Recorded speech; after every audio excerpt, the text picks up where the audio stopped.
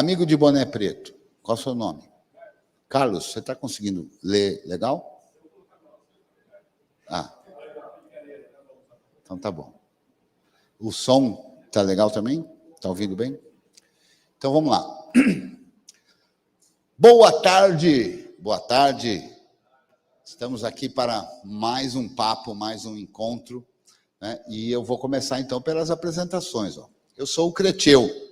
Creteu é uma palavra em crioulo de Cabo Verde, uma língua falada no arquipélago de Cabo Verde, que também foi colônia portuguesa até 5 de julho de 1975. Creteu, ao pé da letra, seria cre, de querer, que quer dizer querer, e teu, que quer dizer muito. Então, creteu é algo que em português a gente poderia dizer como querido, bem-querer, ou querida, bem-querer. Então, é assim, quando duas pessoas se amam, uma fala para a outra algo como bo é em acreteu, você é o meu bem-querer, você é o meu querido, minha querida. Então, esse é o nome que eu escolhi para mim. Mamãe e papai escolheram Paulo. Paulo é um nome muito bonito, mas há um monte deles por aí. Tem algum Paulo aqui? Nesta sala, por sorte, não temos nenhum Paulo, mas porque por sorte eu digo porque a minha mãe diz que criar um Paulo é bastante complicado, né? Não sei, percepção dela, né? Mas eu escolhi esse nome para ser um pouco diferente e para passar um pouco dessa cultura de falar aí, de ter a oportunidade de apresentar Cabo Verde e todas essas coisas. Eu, fundamentalmente, sou professor. Eu gosto de professar, de ajudar as pessoas a adquirirem, a desenvolverem conhecimento.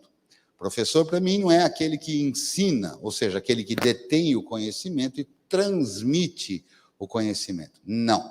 Professor é um catalisador, professor é um orientador, professor é alguém que participa da construção, do desenvolvimento das pessoas para as quais ele ministra aulas ou coisa desse tipo. Eu tenho como formação acadêmica a engenharia, sou engenheiro, fiz aí uma pós-graduação, que eu não completei o TCC, para não dizer que eu estou enganando, em segurança da informação, mas um dia eu vou terminar esse TCC. Desde 23 de maio deste ano, de 2022, eu também sou bancário. Eu passei no concurso do Banco do Brasil e desde 23 de maio eu trabalho na cidade de Santa Isabel, na agência do Banco do Brasil. Então, eu sou um bancário também, entre outras coisas. Sou um amante do idioma Esperanto.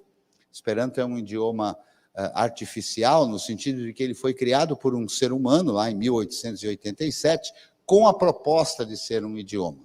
Então, ele não é um idioma criado por humano durante toda a sua convivência, né? Nossas linguagens são criadas, obviamente, também por nós, mas sem um propósito específico, direto, imaginado, né? Com um objetivo específico. O Esperanto é um idioma para ser usado para a comunicação intercultural, né? Para a gente poder, de maneira mais neutra, se comunicar com pessoas de outras culturas, de outros idiomas.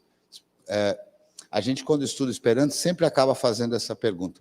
Qual você acha que é o idioma mais difícil de ser aprendido? Como é seu nome? Guilherme, qual você acha que é o idioma mais difícil de ser aprendido? Alemão? Qual você acha? Boa pergunta. Hã? Não. O idioma mais difícil de ser aprendido é o segundo. Porque o primeiro, você encontra crianças de 2, 3 anos falando qualquer que seja esse idioma, né? Então, para um alemão, aprender alemão foi natural.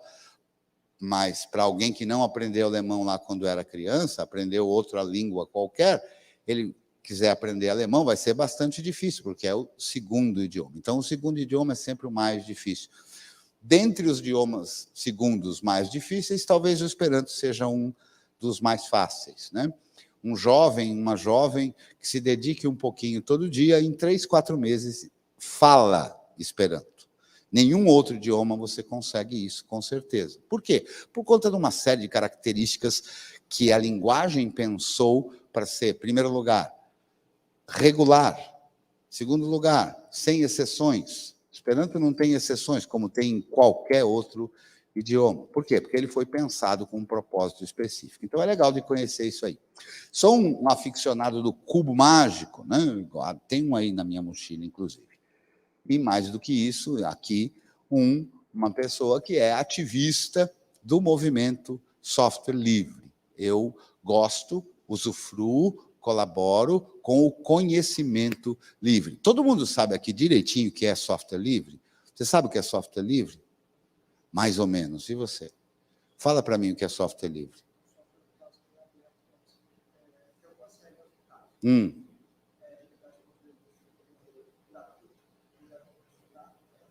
Ele diz que é gratuito, que tem liberdade para modificar. O código é aberto. Quer ajudar?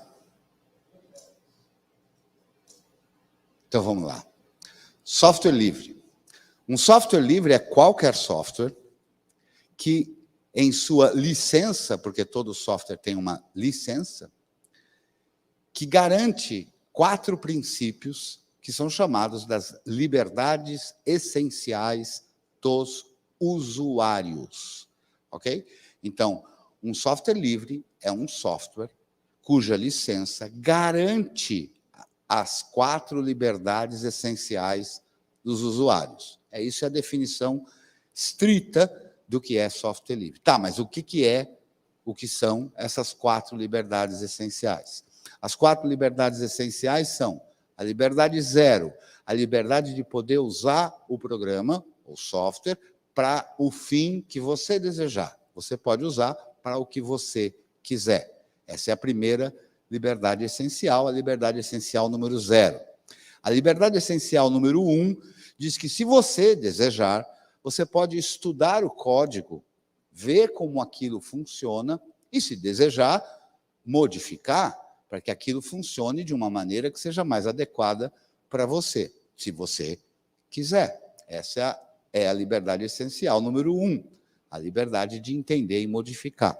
A liberdade essencial número 2 é a liberdade de você poder distribuir uma cópia daquele software que você recebeu, sem mexer nela, igualzinha a que você recebeu. E a liberdade número 3 é a liberdade de você poder transmitir para outro, passar para outro a sua versão modificada, caso você queira. Então, liberdade de usar para o que você quiser, entender e modificar, se você quiser, distribuir igual o que você recebeu, distribuir a sua versão modificada. Todo software cuja licença garantir essas 4 liberdades é um software livre. Não tem nada a ver com preço. O software livre pode ser gratuito, a maioria o é, mas pode ser pago, porque o software livre não diz respeito a pagar ou não pagar, diz respeito a manter a liberdade dos usuários. Perfeito? Esse é o software livre. Eu sou um Debian maintainer, um mantenedor do Debian. Eu tenho e mantenho alguns pacotes no Debian, não muito. Infelizmente, neste momento, está mais difícil de eu conseguir me dedicar mais intensamente a isso, por conta de diversas outras atividades profissionais, mas estou lá, mantenho lá os 15 pacotes que eu tenho no Debian, e estão sempre em ordem lá.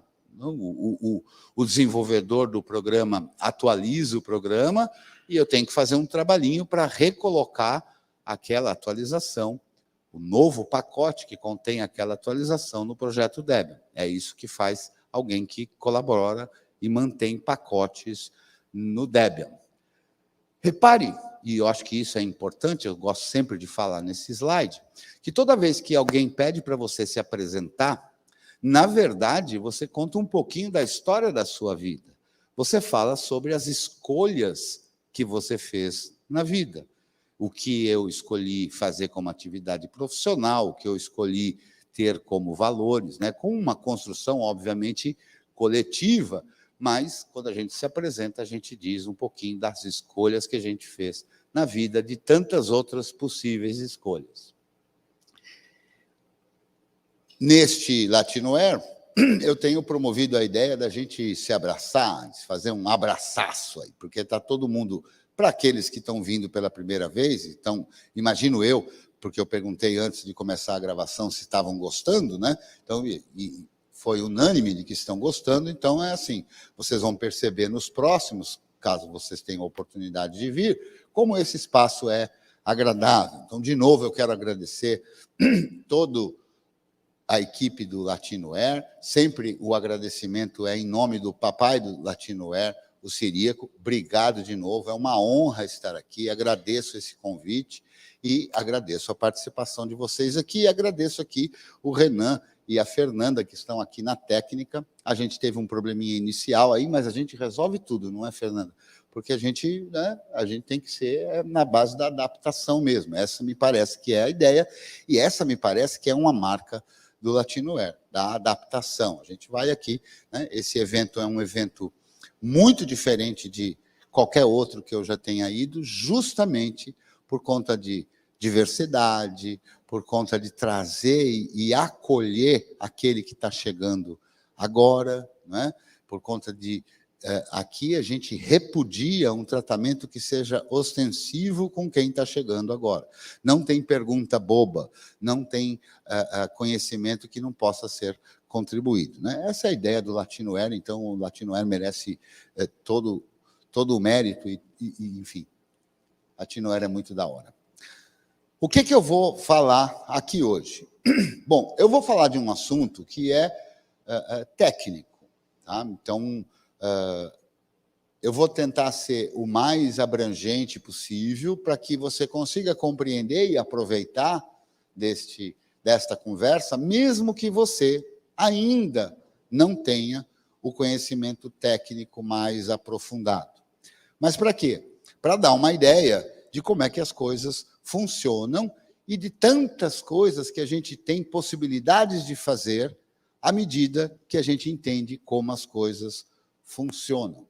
Eu conversei antes aqui com o Vitório, mas já tinha esquecido o nome dele, lá no papo lá atrás, e com o Gabriel, a memória está falhando, a voz também, e eles, infelizmente, são vítimas ainda do sistema operacional Windows, né? Quem usa o Windows, na minha forma de ver, é vítima de um modelo econômico, de um modelo de distribuição de software, que fundamentalmente faz o quê? Desrespeita aquelas tais 4 liberdades essenciais do usuário. E o que isso interessa? Interessa que se você não é livre, se você não tem à sua disposição as suas liberdades essenciais, você é refém, você é vítima de um modelo que desrespeita você e tem muito a perder. E o nosso propósito como ativista do software livre é deixar claro, mais do que o que você ganha usando o software livre, é o que você perde usando um software que não é livre. Quando você tem consciência disso, você fará as suas escolhas de forma consciente. Então, eu não tenho raiva, ódio ou qualquer coisa de quem use, ou, entre aspas, tenha que usar, porque ninguém tem que usar o Windows. Não, Cristiano, é claro que eu trabalho numa empresa e lá eles usam o Windows, e lá eu não mando, então eu tenho que usar. Não, você não tem que usar, porque você não tem que trabalhar nessa empresa. Ah, mas foi o que eu arrumei. Tá bom, então trabalhe, mas vá em busca da sua liberdade, da condição de você poder escolher, ok? Então, eu não tenho raiva de ninguém que use o Windows, eu tenho, talvez, eu fico consternado, com uma certa pena, de quem ainda é vítima deste modelo que desrespeita as pessoas, que usurpa das pessoas. Que é muito feio isso. Então, eu gostaria que vocês todos e todas refletissem sobre isso para poder ampliar a cabeça e perceber. Não se trata de uma disputa polarizada, como é o termo que vem sendo utilizado. Não se trata de ser gremista ou colorado. 2 times de futebol do Rio Grande do Sul. Não se trata de ser corintiano ou palmeirense, vascaíno ou flamenguista, sei lá, que torça para o esporte ou para o náutico. Essas disputas futebolísticas em que um odeia o outro, um só vê coisa boa no outro. Não é nada disso. É uma questão da garantia da nossa liberdade. Tudo isso aqui acontece, entre tantas outras razões, porque há pessoas que, de maneira voluntária, procuram dar esse esclarecimento para que a gente consiga construir uma sociedade mais equilibrada, mais justa, equânime, né? E o software livre é tudo isso. O que eu vou explicar aqui, porque qual é a minha proposta desta conversa? É falar sobre uma das possibilidades da gente usar o sistema operacional GNU. O nome do sistema operacional que eu uso é GNU, que é um projeto que começou lá em 1983, iniciado pelo senhor Richard Matthew Stallman, né, e depois outras pessoas tantas foram colaborando, até que em 1991, um rapaz chamado Linus Torvalds fez uma peça, construiu uma peça, que é fundamental para o funcionamento de um sistema operacional, que é o núcleo do sistema operacional, ou o cerne do sistema operacional, ou, em inglês, kernel. Kernel é o cerne, é o núcleo, é o centro. E tudo isso pode ser juntado para que a gente tivesse um sistema operacional. Em 91, ele distribuiu isso, mas ainda de forma proprietária. Ele só foi distribuir isso livre em 1992, certamente por conversas e influências, convencimento de pessoas que já participavam do projeto GNU. A partir daí, a gente tem um sistema operacional completo, feito exclusivamente com softwares que respeitam as 4 liberdades dos usuários, que respeitam os usuários. Esse é o sistema operacional que eu uso na minha máquina. Quem manda na minha máquina sou eu. Eu quero ter controle sobre a minha computação. E para que eu possa ter controle sobre a minha computação, só se eu tiver garantido as minhas 4 liberdades. O que eu vou mostrar aqui é a possibilidade de usar diversos sistemas operacionais GNU, diversas distribuições de sistema operacional GNU, no mesmo equipamento, sem ter que fazer lá no disco o que é chamado de particionamento, que é dividir o disco em várias partes, para que cada uma dessas partes receba o sistema operacional. Por um uso muito típico disso que eu quero fazer aqui, imagine que você recebeu um computador da empresa e você não pode ficar mexendo nessas coisas no computador da empresa. Então, você consegue, por exemplo, gravar um arquivo lá no C2 pontos, e na hora que você liga a máquina, você aperta um botão, e fundamentalmente o que você vai dizer é: eu quero iniciar um sistema operacional cujo conteúdo está neste arquivo que está no C2 pontos. E, a partir daí, tem um sistema operacional diferente daquele que foi colocado no equipamento, rodando na sua máquina, e você podendo, então, ter controle sobre a sua computação, você poder usar o sistema operacional da forma que você desejar. Para que isso seja possível, eu vou ter que também discutir um pouquinho, refletir com vocês o que é que eu estou chamando de disco virtual. Eu vou falar também sobre uma das peças do sistema operacional, que é uma peça responsável por carregar as outras coisas. Por carregar, entenda copiar de algum lugar e gravar essa informação na memória, para que o nosso processador possa processar. Porque talvez nem todos aqui saibam, um computador que tem um processador só processa instruções que estejam na memória. Como assim, Cretil? Eu rodo esse programa e ele está no HD. Não, não está. Ele está também no HD, e a partir do momento que você usa uma forma de dizer que você quer que aquele programa seja executado, um outro programa que já está em execução é que é capaz de copiar aquele conteúdo para a memória, para que aí sim ele seja executado. E o papel do GRUB, genericamente, o GRUB é um bootloader. Boot é esse processo de iniciar o sistema operacional. Eu reiniciei o meu PC. Não. Você desliga e liga o PC. O que você reinicia, ou seja, inicia de novo, é o sistema operacional. Então, ninguém reinicia o PC, reinicia o sistema operacional, se for o caso. coloca ele novamente para iniciar, reinicia.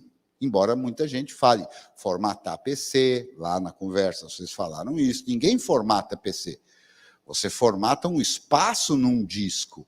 E o que quer dizer isso, formatar? Significa preparar aquele espaço com informações de controle para que você possa armazenar ali outros dados e, posteriormente, recuperar esses dados.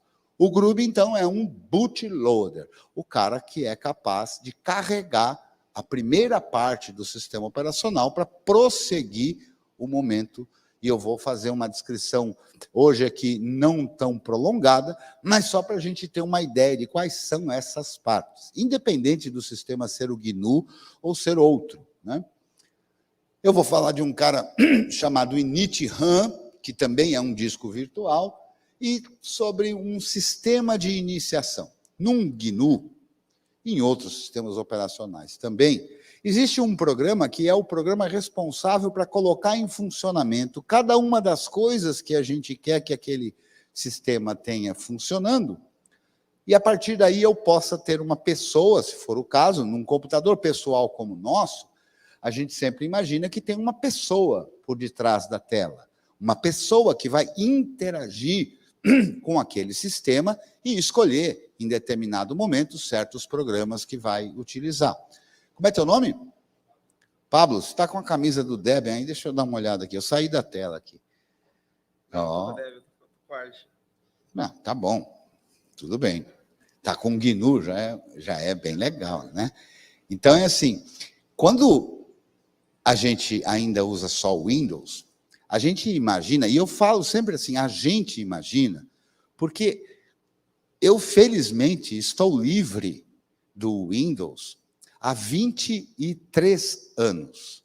Eu não uso Windows há 23 anos. Eu fico, inclusive, Renan, você pode ter achado esquisito, mas ele pediu para que eu clicasse. Eu fico meio constrangido, meio assim estranho de querer mexer numa máquina cujo sistema não é o que eu tenho controle, sabe? É um negócio meio estranho. A última versão de Windows que eu usei foi o Windows 98. Né? Talvez aqui, alguns aqui nem tinham nascido ou nasceram neste ano. Então, eu consegui. Um pouco por mérito meu, é óbvio, porque eu me empenhei nisso, e um pouco também pela sorte que eu dei de ter uma atividade profissional, faz parte lá das escolhas que a gente faz, né? Mas também de certo privilégio, é óbvio, né? Imaginar a meritocracia é um negócio, a meu ver, meio estúpido, né? Como se todo mundo tivesse as mesmas condições iniciais. Isso não é verdade. Então, eu estou livre de usar o janelão, que é como eu costumo chamar, estou livre de usar o Windows por algum e pequeno mérito meu, mas muito pelas condições que eu tive como condições de partida. E é por isso, entre outras razões, que eu me empenho em passar esta informação, em levar esta consciência para outras pessoas, né? Para que a gente possa construir um mundo mais legal e bacana. E, normalmente, quando você vai a um evento chamado evento de tecnologia, as pessoas, via de regra, querem conversar e falar exclusivamente sobre tecnologia. Como se tecnologia pudesse ser algo neutro. Não existe neutralidade. Tecnologia não é neutra. Tecnologia é a gente poderia fazer uma definição muito capenga aqui de tecnologia, mas tecnologia é um conjunto de jeitos de fazer coisas, usando certas peças, objetos e etc. Né? E isso não é neutro, porque a tecnologia, ela, na verdade, reflete os valores de quem utiliza, de quem cria. Então, na tecnologia, está embutido uma porção de valores. Na tecnologia que usa software livre, está embutido o valor de respeito aos usuários. Na tecnologia que usa software não livre, igualmente ideológica, está embutido os valores de quem quer usurpar da liberdade dos usuários, de quem quer ter controle sobre os usuários, de quem quer dominar os usuários, de quem quer escravizar os usuários, torná-los dependentes das suas tecnologias e, a partir daí, eles ganharem dinheiro, né? A gente vive num mundo que ganhar dinheiro é uma condição obrigatória para a maioria de nós, porque a gente, talvez no campo onde eu pudesse pescar, plantar, eu não precisasse de dinheiro, mas na cidade, nos dias de hoje, eu preciso, então eu vou precisar fazer um trabalho, coisa e tal, não é? Muito bem. Eu estou meio que variando um pouco aqui, porque eu percebi a característica do público, né? Então eu vou variar um pouquinho aqui para poder explicar isso, mas para não ficar inalcançável, né? E trata de um tutorial essa história.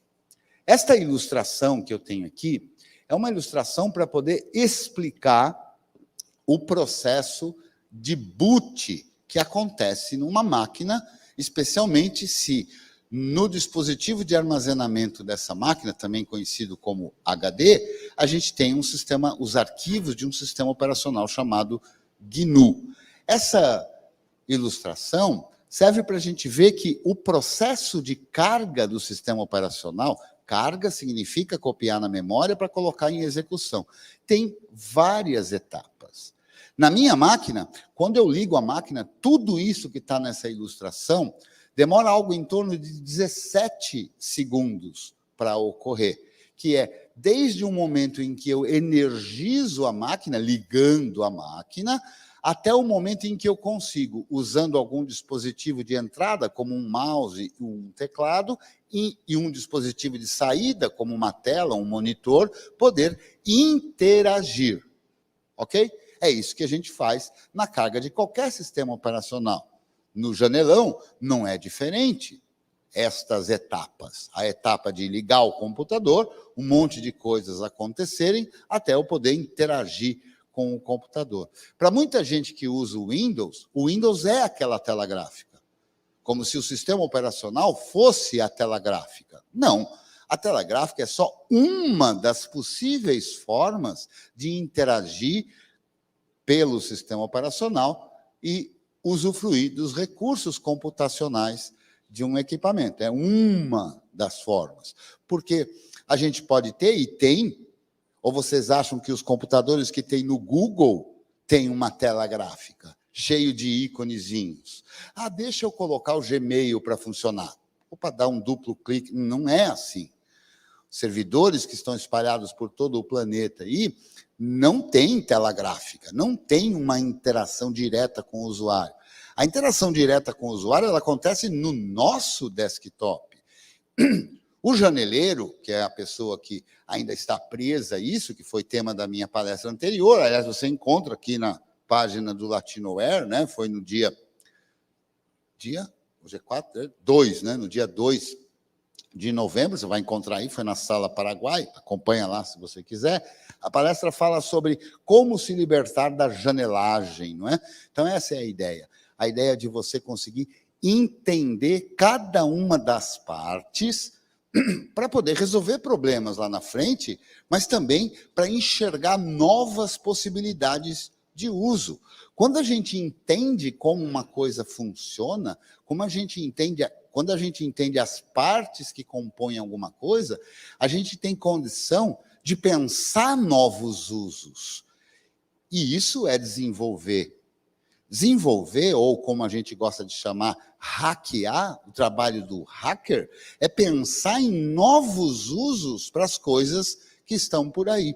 Esta palavra hacker é muito mal utilizada na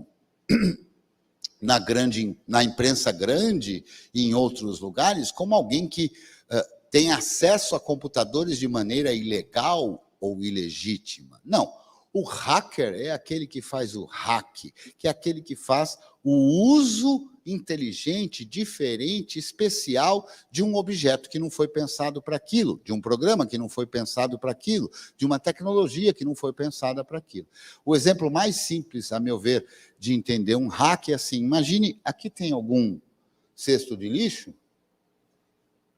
Não tem. Imagine aí um cesto de lixo, né? Se eu virar um cesto de lixo de cabeça para baixo e sentar nele, eu tenho um banquinho. Ele foi pensado como um cesto de lixo, mas ele é um banquinho. Se ele for, por exemplo, de plástico ou de metal e não tiver furos, ele serve de balde, não é? Então, o hacker é justamente a figura, a pessoa que vê uma coisa e começa a imaginar outras possibilidades de uso para ela. E como é que isso evolui em cada um de nós? À medida que a gente vai acompanhando o que compõe aquelas coisas e amplia, então, as possibilidades de uso que a gente tem. Vamos lá. Eu gosto de ensinar, a minha forma de lidar com a aprendizagem.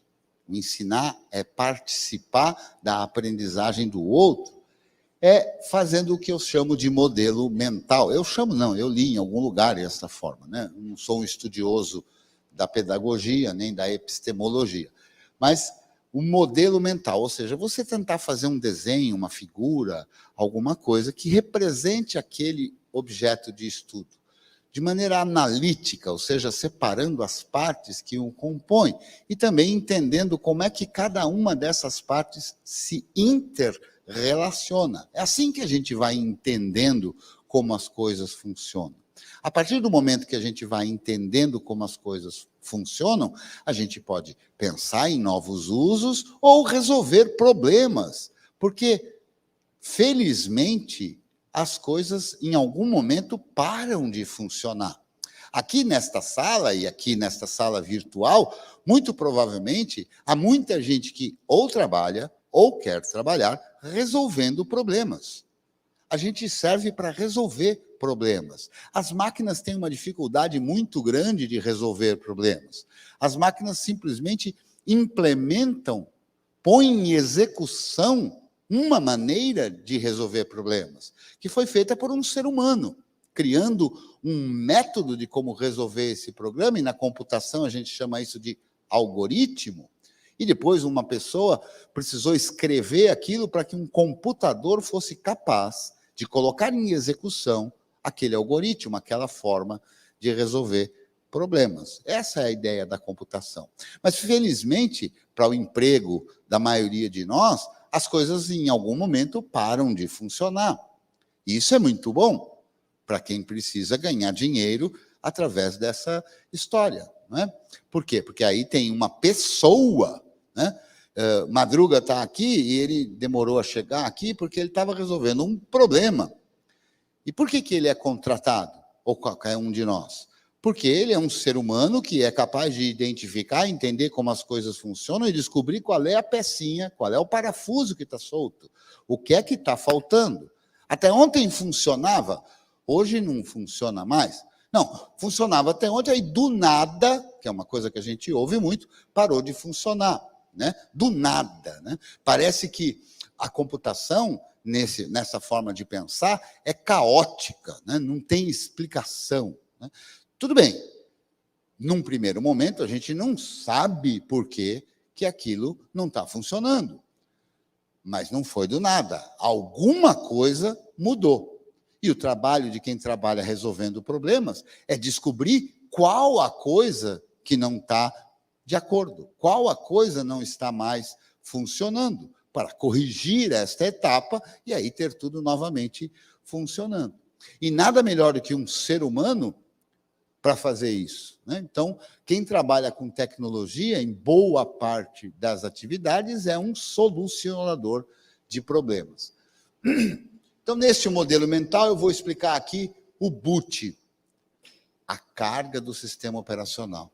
Então, você imagine que eu vou descrever do momento em que eu aperto a tecla que liga o computador, até o outro momento, que é o momento em que eu posso interagir com o computador, digitar ordens, mexer um dispositivo que fará uma correspondente mexida num desenho na tela, estou falando do mouse e do cursor da tela.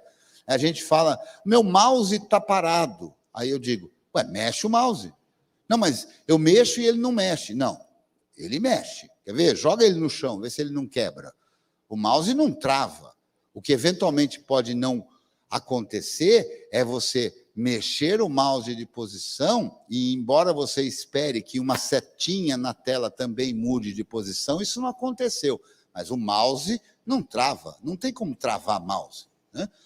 O cursor pode não corresponder a isso, ou seja, está faltando alguém no meio do caminho, que é alguém que interpreta essa movimentação do hardware mouse e converte isso em algum jeito de mudar também o conteúdo da tela para fazer uma setinha correspondente. Então, eu vou explicar tudo isso, até a gente poder interagir.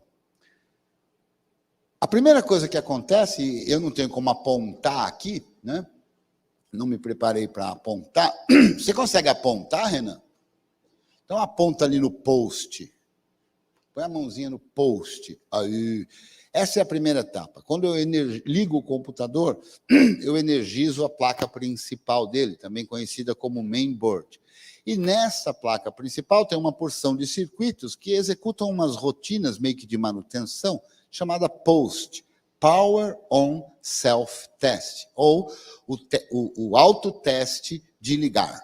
E ele vai fazer esses circuitos, essa construção aí, essas rotinas, vão fazer uma porção de testes, vão testar se naquela mainboard tem uma placa de memória, se naquela mainboard tem uma placa de vídeo, se naquela mainboard tem um firmware, ou a BIOS, ou FI, e assim por diante. Faz vários testes. E no caso de dar algum problema, indica esse problema, muito comumente, por um código de sinais, né? Sinais sonoros. É muito comum em equipamento, especialmente desktop, né? Você pode experimentar. Desconecta um pouco uma memória. Vai ligar e vai fazer um pip, pip, se for memória. Desconecta um pouco a placa de vídeo. Vai ligar e vai fazer algo como um pip, pip, pip, pip, coisa desse tipo, né? Então tem um código, está lá no manual, um código que indica qual é o problema que foi detectado. Passado esta etapa, porque veja só, é curioso isso, é complicado num primeiro momento de entender, mas depois fica fácil, de que a gente não tem num computador o sistema operacional. Ah, o meu computador, o meu não, mas o computador do Renan tem o Windows. O computador do Creteu tem o GNU. Não, o computador não tem sistema operacional. O sistema operacional não é parte do computador. O computador, eventualmente, coloca em execução um sistema operacional. Então, o computador do Renan está executando o sistema operacional Windows. O meu computador está executando o sistema operacional GNU, mas nenhum nem outro tem o sistema operacional, não é parte do equipamento. O meu notebook tem uma tela, o meu notebook tem memória, o meu notebook tem HD, porque são peças que compõem o que eu chamo de notebook. Agora, o sistema operacional que está em execução na minha máquina agora, pode ser qualquer outro sem eu mudar a máquina. Por exemplo, se eu espetar um pendrive na minha máquina e indicar para alguém que, de fato, o computador tem, para ele iniciar o sistema operacional a partir desse pendrive, eu terei rodado outro sistema operacional naquela máquina sem dizer que a máquina tem o sistema operacional. Então, o sistema operacional ele é colocado em execução a partir de um conjunto de coisas que precisa acontecer. O que uma máquina tem é um firmware. A gente chama de firmware. Por quê? Porque é algo que está naquele dispositivo. Então, de fato, há um chip, um conjunto de chips que estão no computador. Eu comprei o computador, veio com aquilo, não tem normalmente como tirar aquilo. Para tirar aquilo, muitas vezes precisa fazer umas traquitanas, como ligar umas peças lá com o computador desligado para energizar um chip, não é, Madruga? E botar o LibreBoot ou outras coisas, mas enfim. O que o computador tem é o que a gente, técnico, chama de BIOS. A BIOS está lá. O que é esta BIOS? É um conjunto de programas. E qual o objetivo disso? Conseguir dar carga em alguma coisa um pouco mais sofisticada, que é o que a gente chama de sistema operacional. Então, a primeira coisa, e a gente pode pensar na BIOS, que era o que era utilizado mais antigamente, ou no firmware UEFI, que é o que está mais agora, mais modernamente em uso, né? Então, esses caras estão no computador, vêm de fábrica, está lá, certo? Você tem computador aí, Vitório? Está aí contigo? Então, a gente vai combinar, depois de terminar aqui, que o seu computador vai rodar o GNU Linux hoje. Topa? Não precisa de espaço. Nós vamos rodar. Só colocar em execução. O conteúdo que vai ser executado vai estar copiado no meu pendrive, não no seu HD. Só que só para você perceber que o seu computador vai executar o GNU com o meu pendrive, ok? E aí eu vou tirar o pendrive, vou embora e o seu computador não vai ter o GNU. Eu acho que muito em breve vai ter os arquivos do GNU copiados no seu HD, porque você está gostando do papo anterior que nós tivemos e veio até aqui me ver. Então, eu estou tentando ver, estou usando o Vitório aqui como exemplo, né? Daqui para o fim do Latinoera, a gente pode fazer, inclusive, não só para você, Vitório, mas para quem quiser, um festival de instalação. Você está aí com o teu computador, então vamos lá, por exemplo, no stand do Debian, e instalar o Debian aí para você. Copiar os arquivos para você poder ter no seu HD os arquivos que compõem o Debian. Perfeito? Mas para que você rode o Debian no seu computador, você não precisa copiá-los, ok? Por quê? Porque a BIOS é quem vai carregar isso para a memória, perfeito? E o que ele vai carregar? Vai carregar o que está num lugar específico, determinado. A coisa é meio besta, sabe? Porque a gente tem que ir tanto de passinho em passinho, né? Vitório, levanta aí que eu vou fazer um experimento contigo. Eu peguei você para exemplo. Isso. Para aí um instantinho. Ele está enquadrado, Fernando? Vem mais para cá. Está enquadrado? E eu continuo enquadrado? Ih, está muito pouco espaço.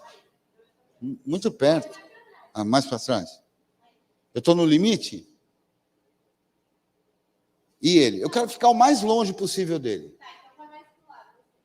Vai mais para lá, Vitório. Esse é o mais longe que a gente consegue ficar? Quem? Então vai, meu filho. Vamos lá. Vai, diz aí, Fernando.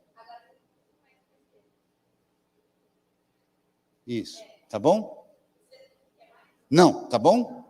Tá bom? Você pode vir até mim? Isso. Ué, você não fez o que eu pedi para você. Venha até mim. Ó, repare, pode sentar, Vitória. O que eu quero ilustrar com isso?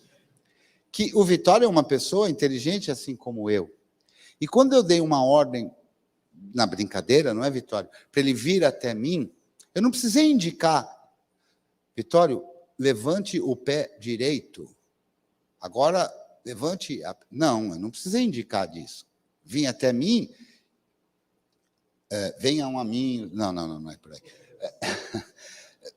Ele entendeu o objetivo da coisa, é um ser inteligente. Computadores não são inteligentes. E depois, veja, eu falei, vem até mim, e mudei o estado inicial, mudei de posição.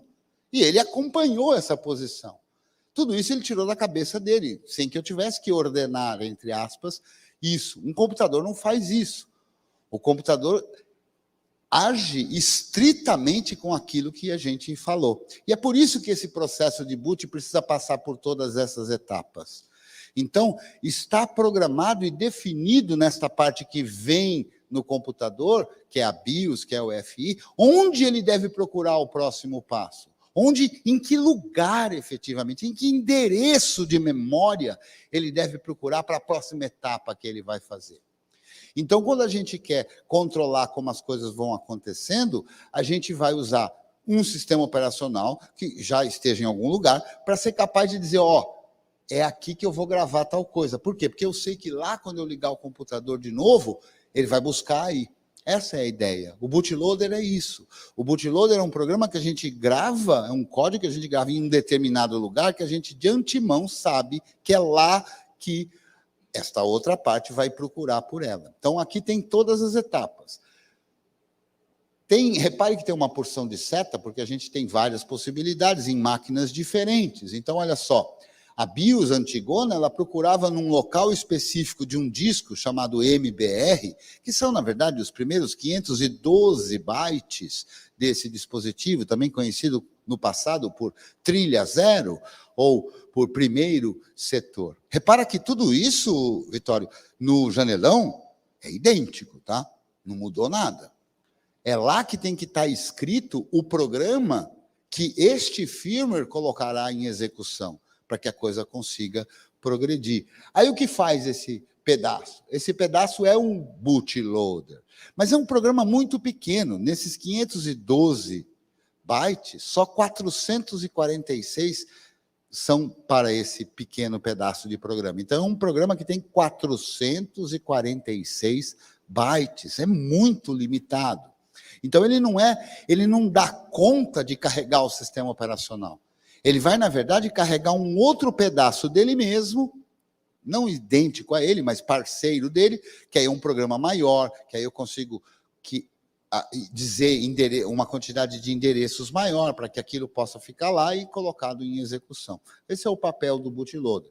O papel do bootloader é ser carregado por aquele outro limitadíssimo e carregar um outro mais sofisticado para lá, no fim das coisas, chegar no nosso sistema em que a gente pode interagir. O Groove precisa de uns outros pedacinhos, que são os módulos. Aí agora estou indo para o GNU de fato. O Groove carrega na memória esse cerne, esse kernel, né? A parte central do sistema operacional, ok? E para ele carregar isso, ele vai jogar na memória e dizer, ó, processador, processa isso aí. Aí o kernel, que é um outro programa, em execução, fala, ups, espera lá, eu preciso ter acesso ao disco, entender como é que eu troco informações com o disco. E para isso, ele vai precisar pequenos componentes, né? E tudo isso num GNU é transparente, ou seja, eu consigo saber que componentezinho é. Eu consigo saber qual é o arquivo que faz o meu HD funcionar. Diga, querido.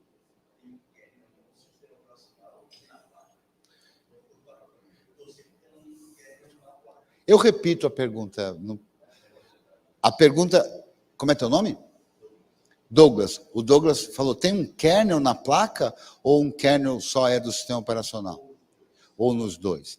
Não, kernel é o termo que a gente dá para um programa ou um conjunto deles, dependendo do caso, que é o centro do sistema operacional, a parte do sistema operacional responsável por gerenciar todo o resto que acontece no sistema operacional. Na placa não tem um sistema operacional. Na placa tem um pequeno programa que é carregado, por isso que a gente chama firmware. Então, a placa ligou, tem lá um determinado circuito que coloca em execução alguma coisa que já está escrito lá no próprio hardware, sacou? E esse pequeno programa é que vai carregar o outro programa, para poder carregar o outro programa, para poder você ter um sistema operacional.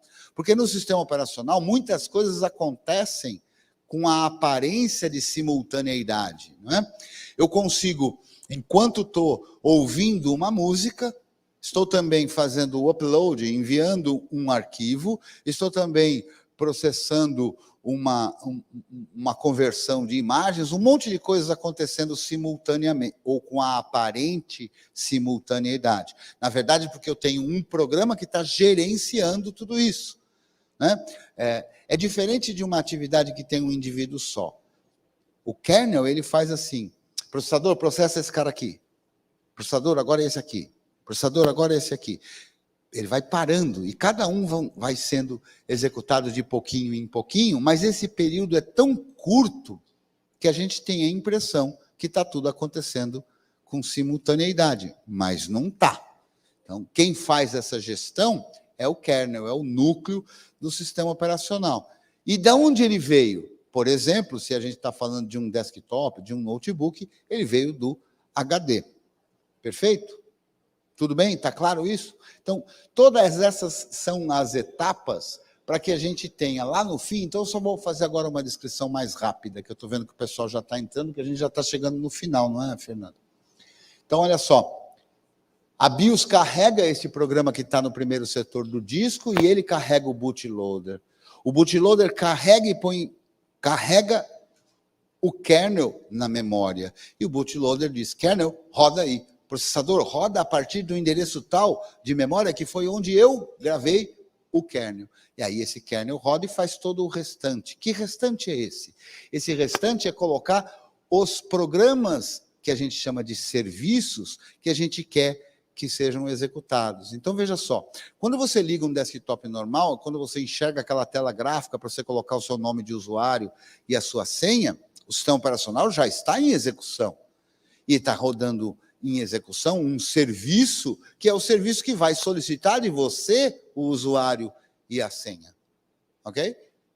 E quando você digita o seu usuário, digita a sua senha e clica continuar ou aperta a tecla Enter, como é que o programa ficou sabendo que você apertou a tecla Enter? Como é que o programa ficou sabendo que você clicou em alguma coisa? Porque tem um outro programa percebendo que essas coisas estão acontecendo e tomando medidas diferentes mediante aquilo que você faz diferente, ok? Então tem um monte de coisa em execução. Quando a gente liga um computador, a gente já quer que tenha um monte de coisas em execução. E a isso a gente chama de sistema de iniciação, que é um programa, ou um conjunto deles, que põe para funcionar todos os programas que a gente quer que funcionem para a gente poder interagir. Repare que a pessoa ainda não chegou. Um monte de coisas acontecem antes que uma pessoa diante daquele equipamento possa fazer uso dele. Tem um monte de programas já em execução para que eu possa, a partir do uso dos hardwares periféricos, teclado, mouse, interagir com o sistema. Tudo bem? É assim, são todas essas etapas. Eu que estou controlando aqui. Quanto tempo eu tenho, Fernando?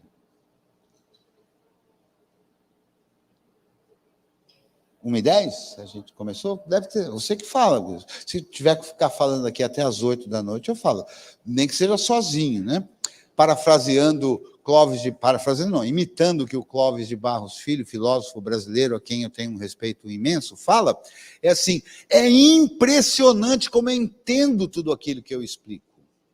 Eu falaria até à noite, porque eu adoro e entendo tudo que eu explico, né? Então, vamos lá, esse é todo o processo para a gente ter todos os serviços. Eu chamo de disco virtual, eu não, né? O que a gente pode definir como disco virtual, ou como qualquer coisa de virtualização, a virtualização, o virtual, é aquilo que não é real. Então, porra, Cretil, essa daí foi boa, hein? Se você não falasse isso, eu não ia nem saber. Mas o que seria esse virtual neste contexto aqui? É olhar para uma coisa e enxergar outra. Imaginem aí a letra A. A letra A, realmente, se você pegar um pedaço de papel e escrever a letra A, você vai fazer alguns riscos, inclusive várias formas possíveis desses riscos, alguém que olhar vai ver a letra A. Mas perceba, a letra A não existe. A letra A é imaginária. É que nós combinamos que quando a gente quer fazer referência a esse algo imaginário, que é a letra A gente combinou que faz uns riscos, por exemplo, no papel, de uma certa forma, diferente da forma em que a gente faz a letra B. Mas a letra B não existe concretamente. A letra A, a letra B é virtual, não é real. Real é o risco no papel, esse é real. Então, virtual para real é isso. Eu faço um risco no papel e combinei com alguém que eu conheço que aquele risco corresponde a uma ideia, a ideia da letra A, e assim qualquer outra coisa virtualizada. No stand do Debian. Isso, ali nos stands tem um deles que é do Debian. Saindo daqui eu vou para lá. Tá bom? Maravilha. Muito bem. Quem trabalha já com virtualização aqui? Legal. A gente tem várias formas de gravar informações num HD que representem um disco virtual. Por quê? Porque para o meu sistema operacional que já está em funcionamento é um arquivo só. Mas eu vou olhar aquilo de uma forma, faz de conta que aquilo é um HD. Né? E aí tem vários, né? Tem Keycall, VMDK, VMX, VHD, que são formatos de gravar esta informação como uma informação virtual. Fundamentalmente, não passa de... Esses nomes bonitinhos, é tudo nome sofisticado para um conjunto de 1 e 0, porque o que esses trens são é tudo um bocado de 1 e 0. Né? Um desses formatos a gente chama de RAW, ou CRU, né? Que não tem um formato específico. É como se fosse só mesmo aqueles 1s e 0s sem muita história. Né? Como se... Imagine um HD, fisicamente. Em algum lugar lá, de alguma forma, magnética ou eletrônica, ou o que for, tem lá um jeito de representar a ideia do 1, porque 1 não existe. É abstrato. Eu estou querendo quebrar a cara de você. Como o Creativo está dizendo que não existe um monte de coisa que eu achei que existia. Não existe. Existe nas nossas cabeças, né? Então existe também, mas não existe concretamente. O formato RAW é um cara que é isso aí. Ele não tem sofisticações, ele é cru, nu e cru, ali, cruzão. E a ideia de se... esqueci de trocar lá em cima, está escrito como se libertar da janelagem. Falha, isso é da outra palestra, né? Mas tá bom. A proposta disso aqui é a gente poder usar um disco virtual, ou seja, um arquivo no meu HD para fazer com que ele se comporte como se ele fosse um HD também, sem usar virtualização. A proposta aqui não é usar virtualização, a proposta aqui é simplesmente convencer. Lembra, eu falei lá, a BIOS lê em algum lugar para começar a carga do sistema operacional. E eu vou dizer para a BIOS, ler de um lugar, aí vem um bootloader. O bootloader não tem que carregar o kernel para o sistema poder funcionar? Normalmente, o kernel que ele carrega está escrito num HD, numa partição, com um determinado sistema de arquivos. Aí isso a gente chamaria de particionamento, com essa coisa toda. Não, esse jeito que eu estou fazendo é assim. Onde é que o bootloader vai buscar o kernel que ele precisa carregar? Num arquivo que ele vai pensar que é um HD. Por isso, um HD virtual. Então, eu consigo, por exemplo, na tua máquina, Vitória, ou na tua, como é mesmo teu nome? Pablo, que usa o Arch Linux, vamos experimentar o Debian. Eu vou copiar um arquivo aí no teu diretório qualquer e, ao ligar a máquina, eu vou convencer o teu Groove aí de carregar o sistema operacional a partir desse arquivo. E aí você experimenta o Debian sem tirar o teu Arch, sem precisar reparticionar o seu HD e tudo mais, e experimenta. Essa é essa proposta aqui de reflexão que eu estou trazendo aqui para vocês. Uma das coisas que tem em qualquer distribuição GNU Linux é um cara chamado init-run. Esse cara é um cara que tem algumas coisas que não foram embutidas no kernel, mas que são necessárias para todo o funcionamento inicial do sistema operacional. Então, repara que isso que eu estou descrevendo não vai ser compreendido por todos na sua totalidade, num primeiro contato, mas é só para descrever cada uma das etapas, né? E apresentar as possibilidades que a gente tem. Depois que isso foi carregado, o kernel, já foi escrito assim, já foi definido que depois que ele está carregando, ele tem uma outra coisa para executar. Tem um programa lá, um script, um conteúdo de coisas que é executado para que a carga do sistema operacional continue. É esse script de iniciação aí que vai carregar informações, carregar programas que vão dar a possibilidade daquele kernel trocar informações com o HD e assim por diante. Né? Aí assim a coisa vai mais um passinho para frente. E eu tenho o kernel agora conseguindo ler e gravar arquivos do HD. A partir daí que eu consigo ler e gravar arquivos, eu consigo ler um arquivo e copiar o conteúdo para a memória para dizer para o processador, processe isso aí. Então, esse é todo o processo de boot. Quem usa o Windows normalmente só vê. A cada versão de Windows muda, né? Às vezes é uns pontinhos, às vezes é uns negocinhos girando, tudo escondido, né? Porque o usuário de Windows, não sei se todos aqui leram Admirável Mundo Novo, né? No livro Admirável Mundo Novo, fala alguma coisa sobre colocar as crianças, afastar as crianças dos livros e das flores. Então, as crianças no Admirável Mundo Novo recebiam um choque elétrico, quando tocavam num livro ou numa flor, para que as pessoas, naquele livro, tenham medo naquele livro, tenham medo do livro e das flores. O usuário de Windows normalmente tem medo de letra. Ele é treinado a ter medo de letra. Por quê? Porque no Windows só aparece letra quando deu caca. Não é verdade? Ligou lá a máquina, começou a carga do sistema operacional Windows, a primeira coisa que acontece é já tem uma coisa gráfica, umas bolinhas. Aí, quando aparece lá, erro lendo a Win32 DLL, ou qualquer outra bugiganga que apareceu, letra, deu zica. Então, com isso, as pessoas são adestradas, em geral, a ter medo de letra. Eu, ao contrário, no GNU, você também não é obrigado a ter letra. Você não gosta de letra, tudo bem. Eu adoro letra.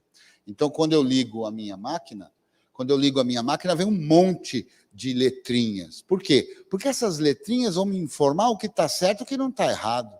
Quando deu algum problema, eu já quero ver a mensagem que aparece ali para poder corrigir o problema. E não, o Windows não iniciou. Por quê? Não iniciou. Por quê? Por quê? Não sei, não me falou nada por que deu problema. Ele não me disse nada, ele quer que eu me lasque. Ele não me diz nada. O GNU não, o GNU é teu camarada. É você que manda.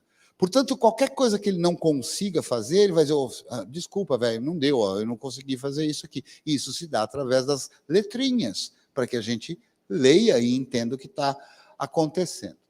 Muito bem, eu vou falar aqui, vou divulgar um trabalho que eu faço, né, que é o curso GNU.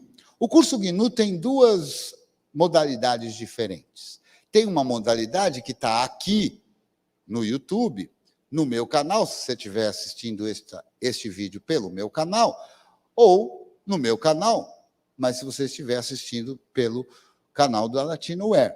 O curso GNU é um conjunto de 36 aulas que explica passo a passo a base, o básico, o fundamental. Não é o que é fácil, é o básico, é o fundamental para você poder, a partir daí, ter confiança no uso do sistema operacional. 34 aulas que estão lá no YouTube. Se você quiser uma aula ao vivo, com a minha participação lá do outro lado do computador, eu tenho um curso GNU com uma inscrição e etc., para poder você participar junto com a gente e aprender. O curso básico do GNU fala da solidez do conhecimento.